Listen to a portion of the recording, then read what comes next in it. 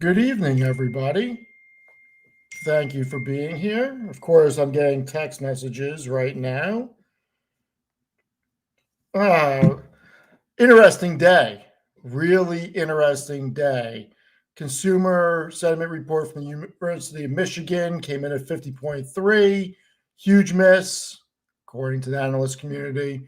It was the lowest rating since June 2022. Looked at the market early in the day, it was down significantly.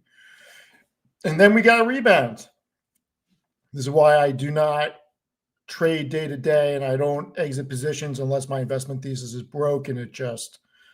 I can never time it right like that. Thank you, everybody, for being here. Dookie Pie, thank you for being here. Rambler, great to see you. Great to see so many of you. Cooper, thank you for being here. I mean, really cannot tell you how much I appreciate everybody being here. Really happy. Oh boy, Kentucky or UNC tonight, that's going to be a good game. No question about it. Really going to be a good game. So, is the AI bubble leaking? Some people think so. I don't think it is. I think there's a lot of data to support that it is not. And we got a big afternoon reversal. The chatter began after the Senate Democrats, led by Schumer, offered a proposal for the shutdown, even though it was rejected. I think it's a good start. I think that the government needs to open again ASAP. The last thing that we want as an investment community, or the last thing that I want to see, is one, the government continue to be shut and Americans working and not getting paid. I think that's horrible. I think it's absolutely horrible. I really don't want to see us go into a December Fed meeting and the Fed hide behind not having enough data to generate another 25 bips on a cut. I don't want to see that. So we'll see what happens. The last thing I want is to have the Fed chasing its tail in 2026. I think we need another cut. We'll see what happens. There's a lot of news out today. I want to hit on one thing before I start getting into some of the videos that I wanted to watch with everybody. Extremely busy today. I didn't have a second, so do want to get up on some of the news. But everything I'm about to say is my own opinion. Keep that in mind. I have the disclaimer going down there. I'm not a professional investor, not a financial advisor. I just do a ridiculous amount of research. So we were having a discussion about what is the most undervalued stock or where would you want to be going forward?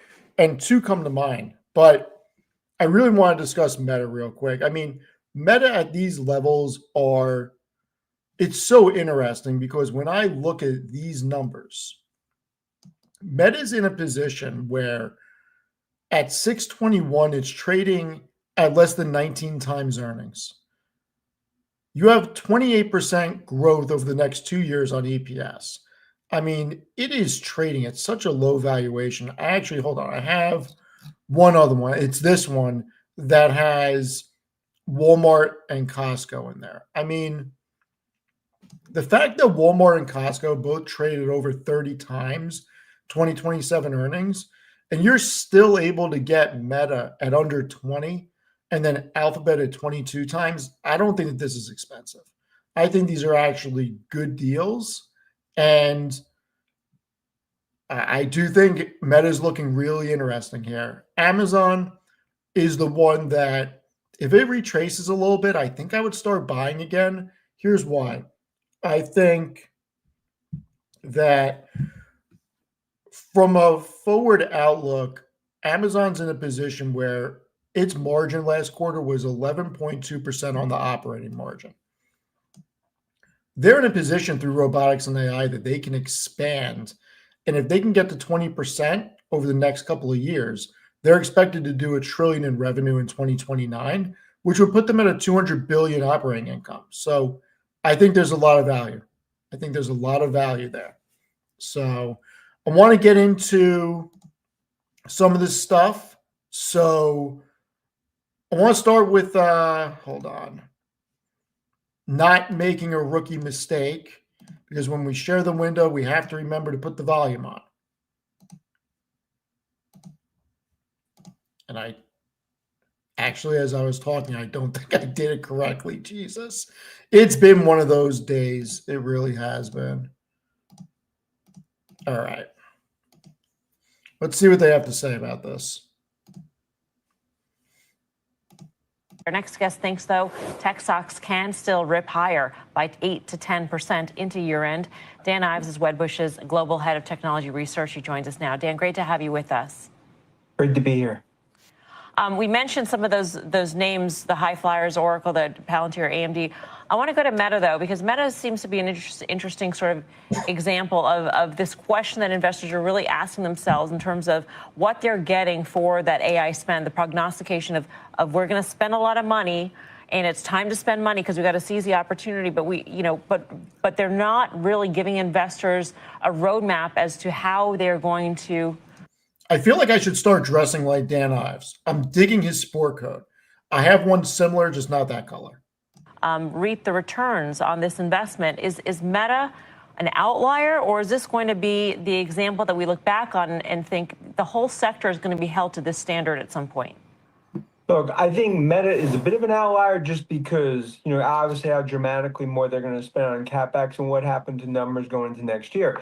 But in my opinion, Meta's a table pounder here, and I think below 600, because it's my view, they're transforming this business over the coming years. Zuckerberg right now, wartime CEO. I get, fretting about everything that's happening here, but this is an AI arms race. And I continue to view it as you want to see them spend because you're talking about the earnings growth over the coming years is going to be massive. That's why they're spending. Dan, it's Karen. Thanks for being on. Thanks for wearing that outfit. It's always good to see what you're wearing. So Great. Meta, which is a big position for me, so it's been a painful, week or two. The promise of what the spend is, we know that their business, that they've been able to use AI in their business, and the product that they're able to deliver to advertisers has really been, that's working. But the part that we don't know is the llama spend, and we do know they get some revenue sharing. Maybe you could tell me how significant that is, but that's still a big question mark. What do you think the return on this, whatever they're going to spend, $100+ billion next year, what does it need to be? Look, I think the return ultimately is going to be multiples of what they're spending over the coming years because they're going to change their whole advertising model. You look at the monetization of 3 billion users, that's what they're focused on. And I think that is the smart move because the Meta today is going to be a whole different Meta over the coming years, even when you look at the further monetization that you're going to see from the hardware perspective and software. They're building out a new ecosystem. And I think that's where, of course, the winners, the clear ones, NVIDIA, AMD, chip makers, everyone else. But you look what's happened in Microsoft here. I think that it's another table pounder under 500 because in my view, the enterprise backyard will be Redmond's. And this is one where I think the market is sort of misread or maybe nervousness in terms of what we're seeing. Dan, you're pounding a lot of tables. In fact, the kitchen shaking or the dining room shaking. The one in your notes that I'm most interested in hearing about is maybe not surprising to people that watch our show, is Apple. And you've come kind of 2 or 3 different visits to us from being very concerned about that moment and act fast. And you turned to being bullish last time, and now seemingly more bullish. Explain that. I'm pounding the table on the hoodie as well. It's great to see the table pound. There you go. And part of it, but even just taking a step back, is that it's my view we're still in the second inning, maybe third inning of AI revolution, right? So that's why I continue to view these tech names where they're heading. When it goes to Apple, look, the whole thing that changed once Google won the DOJ suit, that opened what I believe the yellow brick road for Apple to go aggressive Google Gemini on the AI partnership. And I think that's really the consumer AI revolution is going to go through Apple. That's $75 to $100 per share as it all plays out. Then iPhone 17 being the surprise upgrade cycle, numbers will continue to go higher. And it goes back 6 months ago, New York City cab drivers bearish in Apple. And that continues to be the name you want to own. When does a shakeout happen, Dan, in these names? I mean, if you look back at the internet boom, there were companies that participated in the boom and then got shaken out when things sort of rationalized. Are we going to see that moment in this boom, or is it just pound the table, pound the table, pound the table? It just doesn't seem, no, right? No, I think you're gonna see the shake. I mean, the shakeout's gonna be clear because you could say AI 15 times in a conference call. It doesn't make it an AI name. It just needs to be execution. Palantir will sell off, but you look at those numbers, that was a masterpiece quarter in terms of everything that they're executing on. Companies that don't execute, you see these are stocks that will be down 30, 40%. I think 2026 is going to separate the winners. We talk about the AI winners from what could be the losers or the fakes. And I think that's the opportunity. It's a stock picker's market when it comes to AI. I think that's really the theme here. You know what I find interesting? Apple is now paying Alphabet for Gemini and AI, and Alphabet is paying Apple for search. It's crazy how that kind of happens. Really crazy. I'm going to get into BMNR in a minute. There's one other video that I want to see whose final trade is Meta and whose is Exxon. To the company this week, headed to the Dubai Air Show, and they are super excited about what they're going to be unveiling. So I am too. Who knows what it could be? All right, the low altitude economy remains a Did Josh Brown just say he's bullish Joby? I mean, I did not see that on my freaking bingo card. favored play. That stock today down almost 6%. Kevin Simpson, Mr. Three-Piece. Mr. Three-Piece. Marathon Petroleum. This stock has a lot to like. Record free cash flow, increasing dividends, and record share buybacks. Jimmy Red Bull. ExxonMobil. You feeling also, good? I am feeling good. ExxonMobil, also an energy source. This is a stock that has done very well despite the fact that crude oil is down 20% this year to date. And if you look at the recent momentum, I think it's going to continue. I don't advise you to drink that, though. I would stay with your Red Bull. Advice taken. Well, we're going to offer him different advice. What about you, Weiss? Meta. Look, this is a permanent compound. You know what's interesting? Weiss is normally bearish tech. So it's interesting to see what he has to say about Meta. A term I often use, and I like it right here. Okay, he likes it right there. All right, so I'm with him. I think Meta is undervalued. I actually like Exxon here. Hold on. Okay, so I actually like Exxon here. We need more energy. I think it's going to do well. I like Chevron here. They're the two upstream producers I really like.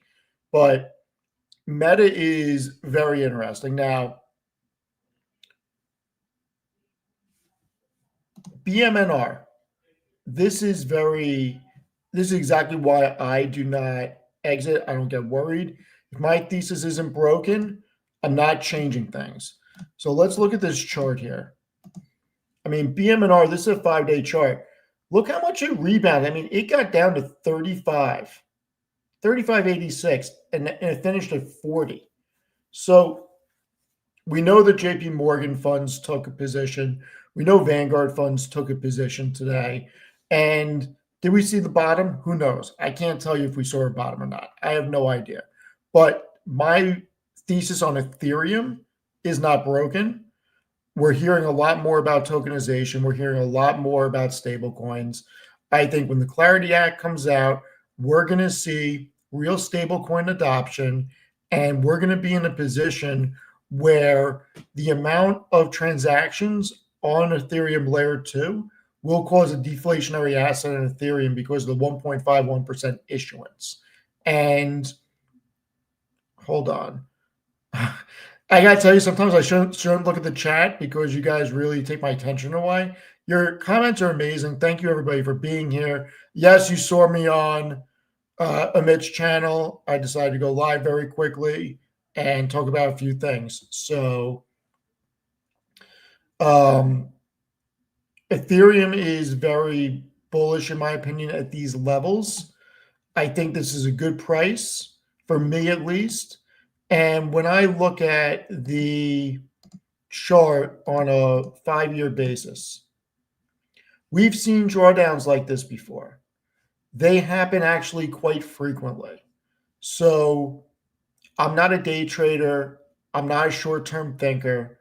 And I knew when I was getting into this, this was very volatile. I knew the risks, and I knew that it could go just as quickly down as it did up. And I had no idea where it was going to go when I started buying. And look, I'm buying more. This is why I don't scale in 100%. And I think that in the year from now, we're going to be pretty happy. And BMNR, I really hope that they're going to do an earnings call because I want to learn about staking.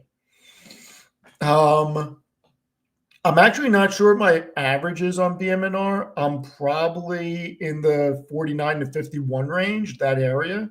So I'm down on it. It is what it is. I mean, BMNR is something where I am interested in it for a 1 to 3 year period, maybe longer.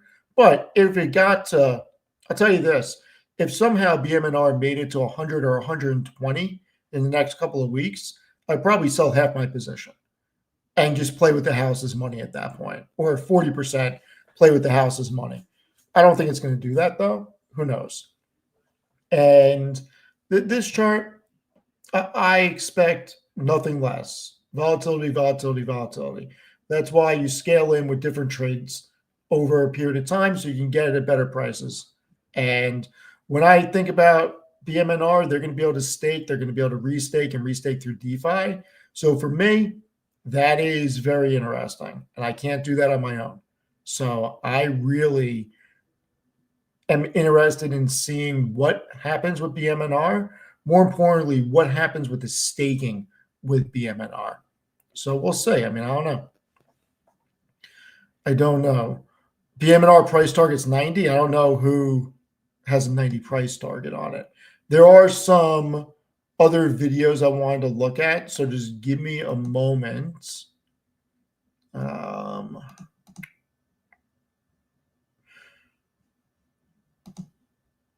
right, let's go with this one. The Jim Paulson talks about his 2026 market outlook. I have my own market outlook, so interested to see what he has to say.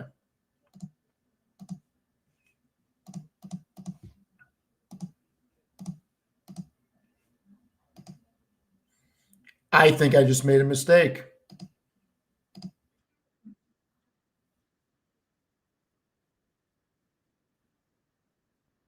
Can you hear it? Is there sound?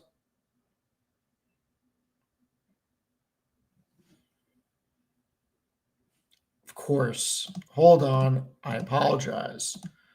I was getting better, but I jumped the gun with this one. And actually, the place I want to start with you is this afternoon recovery we got in the equity markets on hopes. And I realize now, maybe based on Emily Wilkins' reporting just a few moments ago, we're still at a stalemate, but hopes that maybe, just maybe, a government shutdown could end sooner rather than later. Is the market right to be excited about that possibility here? Well, I think that, who knows, I think what we do know is it's probably going to end before too long. I think that the pressure, which you've covered a little bit earlier, is ramping up here. It's, if you look at ADP numbers now, they're flat in the last 3 months. The challenger layoffs have exploded here of late, though the job market looks like it's ground to kind of a halt. And then you got confidence cracking big time on Main Street overall, and you're really ramping up pressure on, food stamps and heating needs down the road, and also the big one might just be airlines right ahead of the Thanksgiving and holidays and as coming up, and a lot of travel time. So I think the pressure is going to be building for some kind of negotiated result here over the next couple of weeks, and I think that's what the market's reflecting. I think it's partly that, and with all this weak data, it's partly that the Fed is going to follow through with the December cut. You think the Fed follows through with a December cut? I asked that because I know we had comments from Rick Reeder at BlackRock that crossed the tape earlier today too, where he basically said that we're seeing a softening labor market, that's quite significant, that if we had more of this data, there would be more of a case to cut. But we don't have the data. And this week, what we did have was a lot of Fed speak that was tilting a little more hawkish. Well, I think that most of the private data has been pretty consistent on the weaker side since the shutdown started. But I'm most impressed, Morgan, by let's go away from that minute, since we don't have hard data from the government. Let's look at what the market's doing and what it's saying. We've had a tremendous collapse in the relative price of the cyclical sectors of the S&P 500, really since the government shutdown. The relative price performance of those cyclical sectors, the main 4 cyclical sectors in the S&P, have fallen almost to their lowest levels in 35 years. Since 1990. That tells me that the weakening off in their relative performance, the most sensitive to economic growth, tells me that economic conditions have been continuing to weaken since the shutdown. And then on the inflation side, look at what's happened with the relative price of material stocks. They've just plummeted since the shutdown, which tells me that that's a strong correlation with CPI inflation. Or if I look at the inflation-sensitive stock price, relative price performance, it's plummeted. So I think market signals to me are suggesting a continued weakening trend since the shutdown. It was already in motion before that. I personally think the Fed started and is going to continue on a consistent easing well into 2026. I think inflation's going to go away and growth's going to be the main. Is the Fed the only one who ought to be taking some kind of cue from this? I mean, we're talking Challenger layoffs, Michigan confidence cracking, election night results seemingly driven by voters looking for some change on the economic front. And yet we've got a market at these valuations and a holiday season coming up without a lot of macro data. How should investors position with all of that in play? Well, my guess is the economy is slow, John, and going to slow. And I think it's going to bring broad easing, not only from monetary authorities, but also fiscal authorities to end it, if you will, eventually. And that tells me we're already seeing the impacts of that in the market. For example, we have seen lower rates on the short rates. We have seen lower bond yields, and we have seen a lower dollar this year. We've seen faster money growth already. And look what's kind of happening. We are seeing better results in high beta, relative high beta stocks. We've seen better results in small caps and micro cap stocks. We're certainly seeing better results in international stocks. All those reflects those policy changes. But and I guess, if we get more of those, I think we'll see more leadership in those areas. Well, I think that when you look at the dual mandate of the Fed, it is more important for them to lower rates and make sure that we have a business environment that is attainable for entrepreneurship and allows small businesses to thrive. We had a economy where businesses and entrepreneurs were able to take debt out at such low rates that having to refi at these levels increases the probability that they're going to have to lay people off because their margins are going to decrease and compress. So I really want to see the government open. I want to see the Fed cut rates. I think the magic number now is 2.5% on rates. I really do. I think that's where we need to be for a lot of reasons. And we'll see what happens. Now, QXO, I thought the quarter was good. I'm a little surprised there was no earnings call.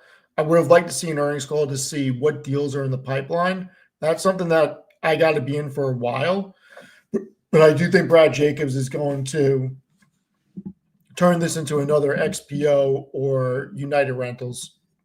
So we'll probably get more data on it throughout the month or throughout the next couple of months. So we'll see. This is a merger and expansion play. Now, I got to tell you, the one thing I'm very surprised at is Tesla. So I have a bunch of notes I want to go through. Oh, whoa.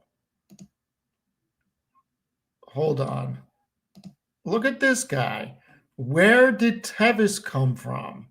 What did I buy during the dip? I bought some BMNR. I bought some 10K, which I'm sure you don't know what that is. I bought a little Starwood, and I bought some QXO.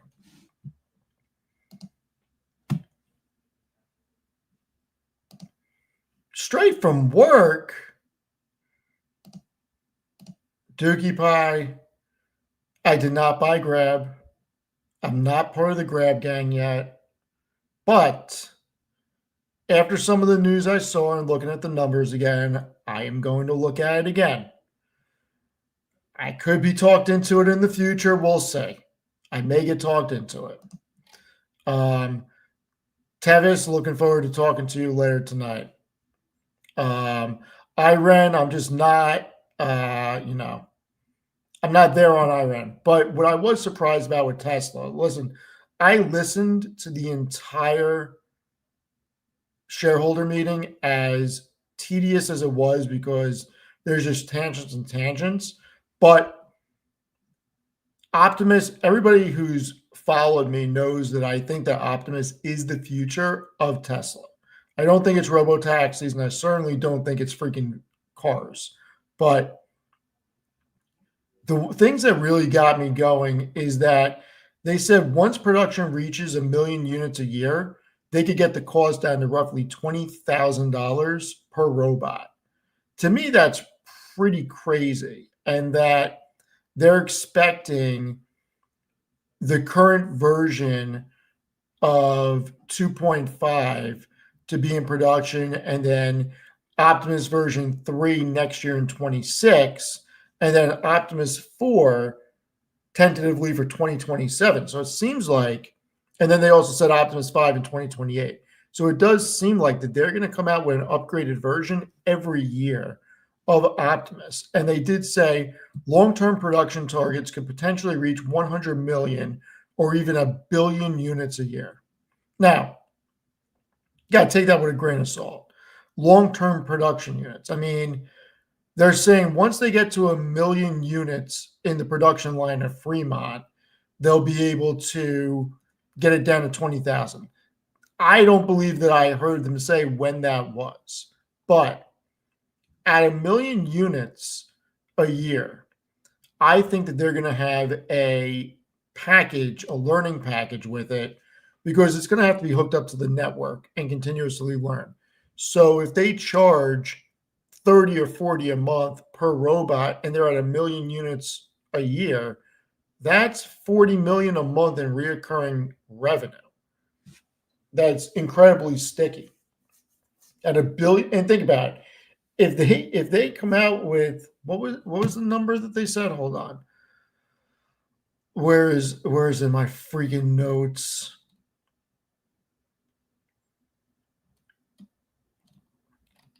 So they said the potential demand is that there could be tens of billions of Optimus robots out there. And on the production ramp,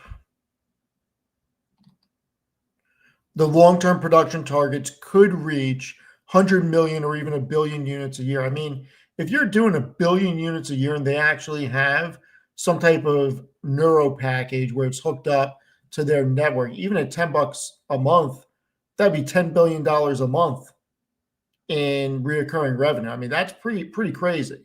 So this has always been the future for Tesla, and I think they should throw everything behind Optimus, because they're in a position where they could be the winner that takes most, and this could be the most transformational thing, because it's going to be used in everything from warehouses to trucking to home care. I mean, think about it.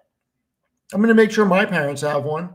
If the Optimus robot can do the laundry, can clean the dishes, can cut the grass, and do all those mundane tasks, I think it's going to be a huge improvement for life across the board. I mean, a lot of people have a gardener or outsource certain things because they just simply don't have the time to do it.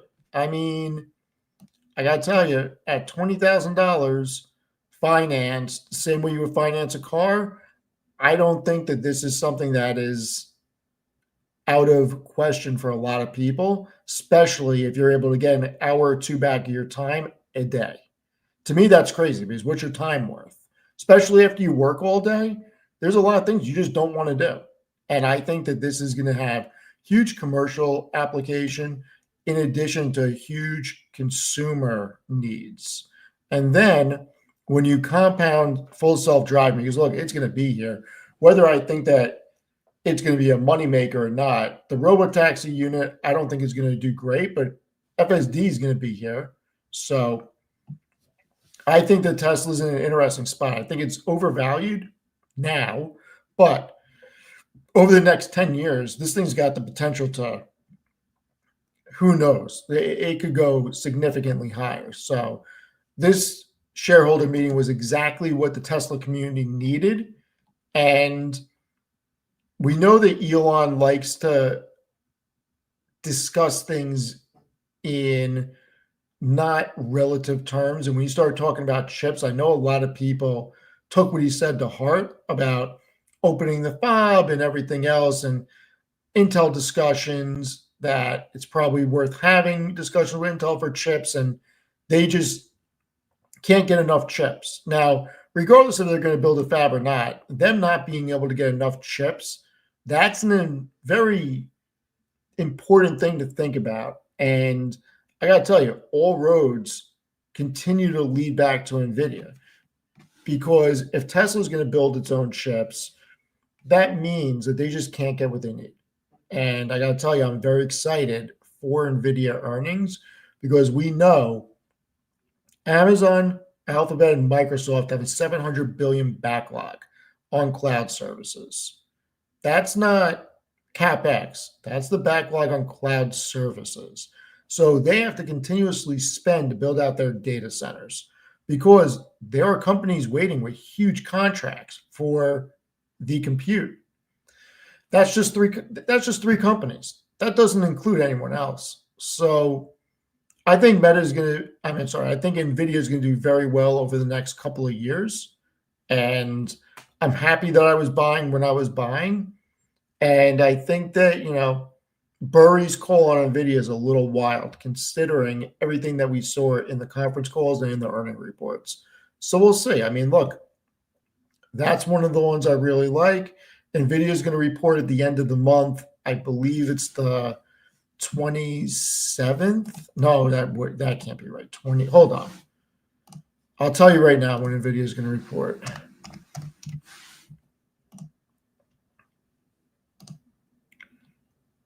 The 19th. So that's a week and a half. They're reporting earlier than normal. The 19th. So we'll see. It's going to be interesting. But a lot of good things today.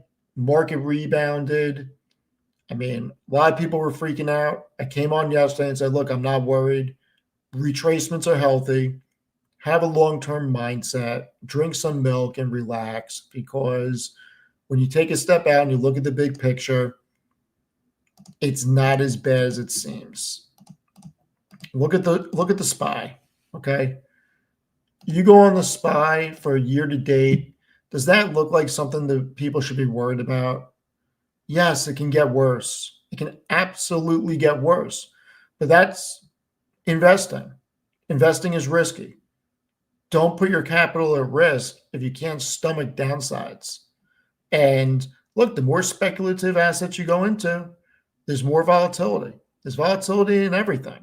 But when I take a step back and I look at this, I still think I'm going to hit my target of 7,000 this year on the S&P. I really do. There's nothing that I am seeing that is changing the investment thesis for these companies. They all reported great earnings. They all reported good forecasts for Q4. And I think that the holiday season is going to be good. Now, if the government doesn't get reopened and people aren't getting paid and information is not coming out and the Fed ends up not cutting, my 7,000 thesis is burned. I really think so. Like, we need our elected officials to stop the bickering, get a deal done, and get the freaking economy going again. Like, this is not good that people are not getting paid. I'm sorry. It's freaking crazy. I hope you're right that the government opens this weekend. That would be music to my freaking ears.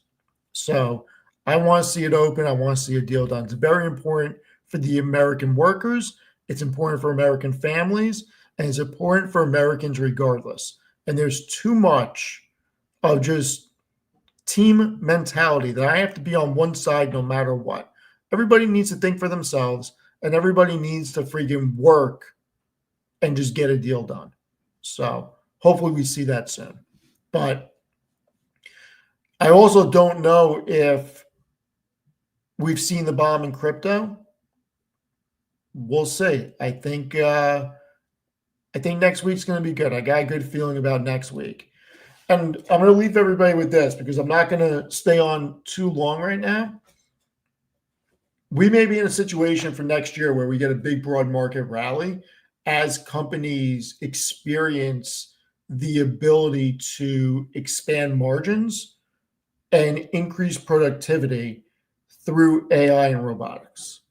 And I'm really interested in that. And there's some companies out there like Verizon. I know people don't like it because of the large debt load, but I'm very interested in Verizon. I'm very interested in OneOK. I'm very interested in ET. So those are all things I'm really interested in and interested in adding to my positions in, because I think there is going to be an income play coming as capital comes off the sidelines and rolls back into the markets. So we'll see. Interested in a lot of those things. So those are my thoughts right now about the market. It will be milk and cookies time tonight, 10 p.m., FinTech Friday. We have Tanner, Roy, Tevis, myself, and maybe Chris. You may know them as Future Investing, Fun of Investing, Crossroads, and Data Driven Investing. So 10 o'clock, we will be live, either the 4 or 5 of us. We'll be discussing a lot of things, milk and cookies, maybe some Snickers bars. We'll see what happens. I'm going to go get dinner, and we'll go see. Is that your stream? I don't know what your, oh, is it my stream? I mean, we do it together. We all stream it on our channels. So it's already set up on my live. So you can go hit the bell and notify you when we go live. But it is already set up on my stream. June, what type of pie are you bringing is the real question.